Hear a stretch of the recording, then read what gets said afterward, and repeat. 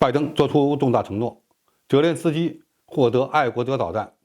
这预示着俄乌冲突的残酷未来。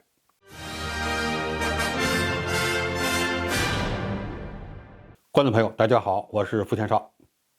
对俄乌冲突的发展前景，很多人认为，如果共和党控制众议院，那么美国在乌克兰战场上的赌注就会减少，甚至会逼着泽连斯基与普京谈判，从而避免消耗更多的资源。从更大的国际战略安全的角度来看，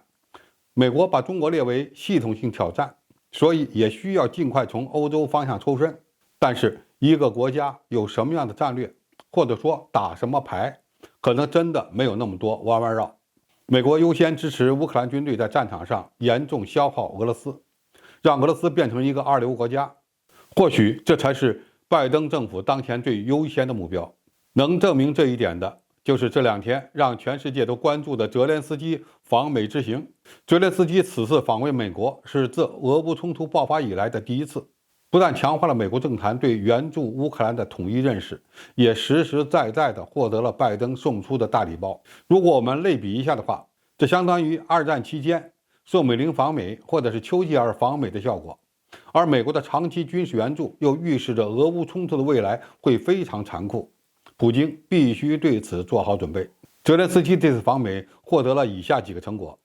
第一，美国同意向乌克兰提供爱国者防空导弹武器系统，这是乌军首次获得北约高端防空反导系统，其战略意义非常深远。第二，白宫宣布要增加18.5亿美元的对乌军事援助。第三，拜登承诺乌克兰永远不会孤立无援，将为乌克兰提供所需要的东西，使其能够保护自己，能够在战场上取得成功。这意味着美国目前不会放弃对乌克兰的军事援助。泽连斯基在美国国会演讲时再次表示，对乌克兰的主权、自由和领土完整不做任何妥协，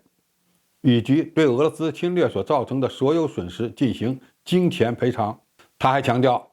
相信永远会有美国2党和2院的支持。有意思的一点是，泽连斯基在美国议会的演讲多次提到了巴赫穆特，甚至还拿出了乌克兰军队的军旗炫耀。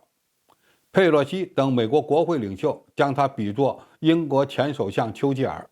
丘吉尔当年访美正值2战期间，据信此行为同盟国在2战中的最终胜利奠定了基础。那么我们从泽连斯基访问美国的情况中能看出什么来呢？第一，西方目前不会逼迫乌克兰与俄罗斯谈判，